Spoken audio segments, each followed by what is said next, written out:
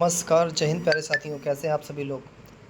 आशा करते हैं एकदम बढ़िया होंगे। आज हम लोग चर्चा करेंगे जो 8वां वेतन आयोग जो लगने वाला है, उसमें कई सारे क्वेश्चन आपके हैं कि कब से लागू होगा, कितने बढ़ने के चांसेस हैं, जो केंद्रीय कर्मचारी और राज्य के जो कर्मचारी हैं उनकी मांगें क्या हैं, लेकिन सरकार कितना देना चाहती है, गठन कब होगा, इन सब टॉपिक पे आज हम लोग चर्चा करेंगे।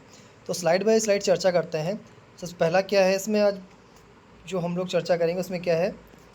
पहली बात है, सबसे बड़ी खबर क्या है, इस साल मिलेगा 8वां वेतन। 30 से 40 जिनको भी सैलरी मिलती है, 30 से 40 हज़ार, उनकी सैलरी में इजाफा कितना होगा, पूरी इसकी गणित समझते हैं हम लोग। चलते हैं पहले स्लाइड की तरफ।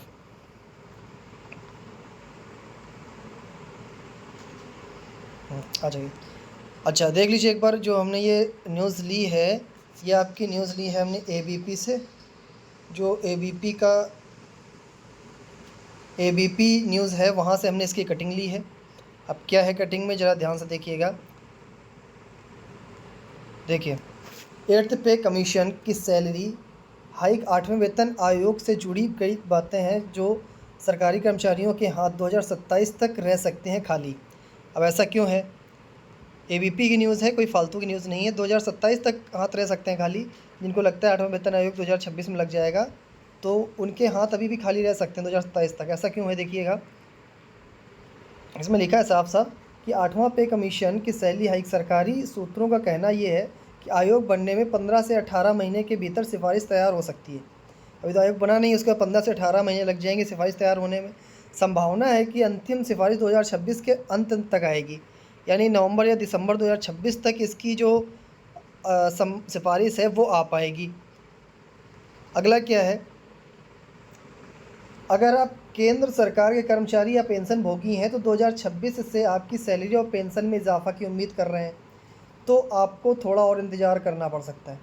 सेंट्रल गवर्नमेंट की एम्प्लॉय हैं आप, या फिर आपको पेंशन मिलती है किसी केंद्र कर्मचारी के द्वारा, आप किसी विभाग में केंद्रीय कर्मचारी थे और पेंशन मिलती है, तो आपको ये लगता है कि 2026 में सैलरी मिलेगी, तब भी आपको इंतज़ार करना पड़ सकता है।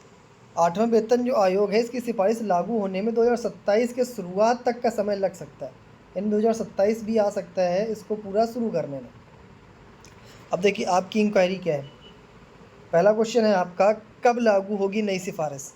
अब देखिए, फाइनेंशियल एक्सप्रेस की रिपोर्ट के अनुसार आयोग का कार्यकाल जनवरी 2026 से शुरू होगा, लेकिन वेतन और पेंशन में संशोधन 2027 के पहले महीने तक लागू नहीं होगा। हालांकि जब भी नया वेतन मान लागू होगा, कर्मचारी और पेंशन भोगियों को 12 महीने का बकाया वेतन मिलेगा।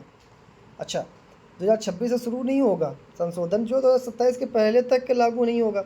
हो सकता है लागू भी हो जाए, लेकिन जो पूरे 12 महीने का जो बकाया वेतन है ये आपको पूरा मिलेगा, इसमें ये बात है। अगला क्वेश्चन आपका क्या है कि कब तक तैयार होंगी सिफारिशें। तो सरकारी सूत्रों का कहना है कि आयोग बनने में 15 से 18 महीने के भीतर सिफारिश तैयार हो सकती है। संभावना यह भी है कि अंतिम सिफारिश 2026 के अंत तक जाएगी। इसके बाद सरकार को इन सिफारिशों की समीक्षा और अमल में लाने के अतिरिक्त समय चाहिए। कुछ भाई रिपोर्ट देगी तो सरकार को पहुंचने के लिए समय भी लेगी, जिससे नया वेतनमान 2027 की शुरुआत में लागू होने की उम्मीद है कि 2027 तक आपका लागू होगा, 2026 में भी आपका लागू नहीं हो पाएगा। 8वां वेतन आयोग की शर्तें यानी TOR कब होंगी तय।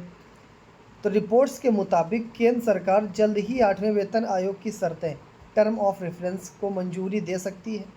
कैबिनेट से स्वीकृति मिलने के बाद आयोग अप्रैल 2025 से अपना काम शुरू कर देगा। ठीक है, जैसे स्वीकृति मिलेगी उसके बाद अप्रैल 2025 से अपना गठन शुरू कर देगा जो उसको करना है। अगला क्वेश्चन आपका क्या है कि अब तक क्या हुआ है, इतने दिनों से क्या हुआ। तो 8वें वेतन आयोग की घोषणा जो है वो 16 जनवरी 2025 को की गई थी। इसके बाद संसद में आयोग की स्थिति और पैनल के सदस्यों की नियुक्ति को लेकर सवाल पूछे गए। सरकार ने जवाब दिया कि इसकी अधिसूचना अध्यक्ष और सदस्यों की नियुक्ति उचित समय पर की जाएगी। कैबिनेट ने वेतन आयोग को मंजूरी दे दी है, लेकिन अभी तक अध्यक्ष और अन्य सदस्यों का चयन नहीं किया गया है। जब तक चयन नहीं किया जाएगा तब तक रिपोर्ट में काम चलेगा नहीं, तभी तक कुछ नहीं चल रहा है। बस एक नाम बोल दिया गया है कि आपका 8वां वेतन आयोग लगेगा। आगे आपके क्वेश्चन हो सकता है कि कर्मचारियों की मांग क्या है।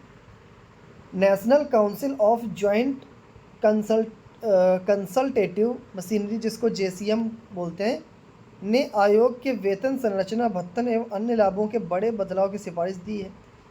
एक महत्वपूर्ण सुझाव वेतनमान के कुछ स्तरों के विलय से जुड़ा है, जिससे सैलरी सिस्टम को सरल बनाया जा सके और कैरियर ग्रोथ की दिक्कतें दूर की जा सकें।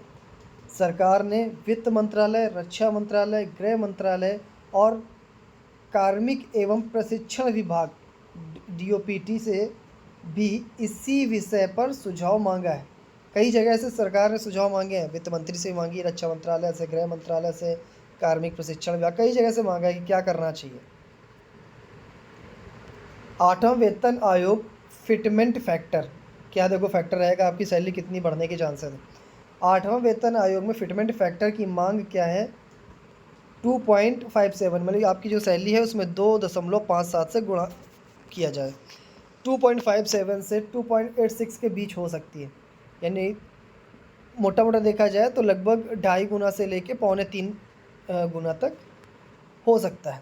यह फिटमेंट फैक्टर सरकारी कर्मचारियों के वेतन में वृद्धि को निर्धारित करने में महत्वपूर्ण भूमिका निभाता है। दरअसल फिटमेंट फैक्टर एक मल्टीप्लायर होता है।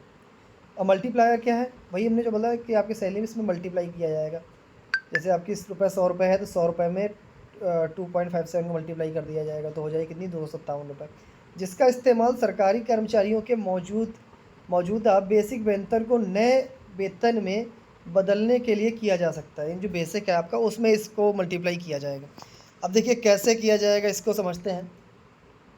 इससे ऐसे समझने की कोशिश करते हैं कि सरकारी कर्मचारी का जो वेतन है, मान लो सबसे न्यूनतम वेतन है 18,000, फिटमेंट फैक्टर जो है वो है 2.57, 2.57 है, तो इसकी कुल जो सैलरी है वो 46,260 होगी। कैसे आया, 18,000 में हमने 2.57 का भाग दे दिया, सॉरी गुणा कर दिया है। इसी तरह फिटमेंट फैक्टर का जो भी होगा उसे बेसिक पे से मल्टीप्लाई कर देंगे। जैसे अगर फिटमेंट फैक्टर 2.86 तक पहुंचता है तो न्यूनतम पेंशन जो है आपकी 9,000 है, तो 9,000 में आप 9,000 है, 9,000 से बढ़कर 36,000 हो जाएगी। इससे लाभ 50 लाख सरकारी कर्मचारी और 65 लाख पेंशन भोगियों को लाभ इससे मिलेगा। ठीक है, तो ये थी क्लास और ये था आपका लेक्चर आज का। ठीक है, और उम्मीद है कि आपको अच्छा लगा होगा, उम्मीद है कि आपको यहाँ पे बहुत अच्छा लगा होगा। और जो भी सूचना मुझे समझ में आई वो सारी चीज़ें मैंने दी। देखिए मेन रूप से क्या है कि इन्होंने बोला है मोटा मोटा अगर अप्रॉक्स लिया जाए तो 2.5 गुना के आसपास सैलरी बढ़ाने का है, जबकि वो बोला है 57 से लेके 87 तक, मतलब 2.57 2.87 तक। लेकिन हम मान के चलते हैं कि ये 2.5 गुना तक जाएगा, तो 2.5 गुना अभी अगर लेते हैं तो जैसे जिसका बेसिक अभी 18,000 रुपये था, तो इसमें आप 2.5 गुना मान लो 2.5, तो ये हो जाएगा कितना, 8 दूनी 16, 18 दूनी 36 हो जाएगा, और 36 और 9 वही है आपका 45,000 के आसपास आपका बनेगा अगर ये 2.5 गुना जाता है। फिर इसके बाद ये आपकी सैलरी हो जाएगी, फिर इसके बाद फिर आगे महंगाई भत्ता लगेगा, तब फिर से महंगाई भत्ता स्टार्ट होगा, वही 2%, 3%, 4% जो भी देंगे। ठीक है, तो ये है, बाकी बढ़ती कितनी है वो फिर देखा जाएगा कितनी बढ़ती है। बाकी जो भी अपडेट होगा हम आपको तुरंत अपडेट करते रहेंगे। मिलते हैं आपसे कुछ ऐसी ही न्यूज़ के साथ। जय हिंद। और कोई अपडेट अगर आती है उस अपडेट को जल्दी से आप तक पहुंचने के लिए चैनल को सब्सक्राइब जरूर कर लीजिएगा, बेल आइकन को प्रेस कर लीजिएगा।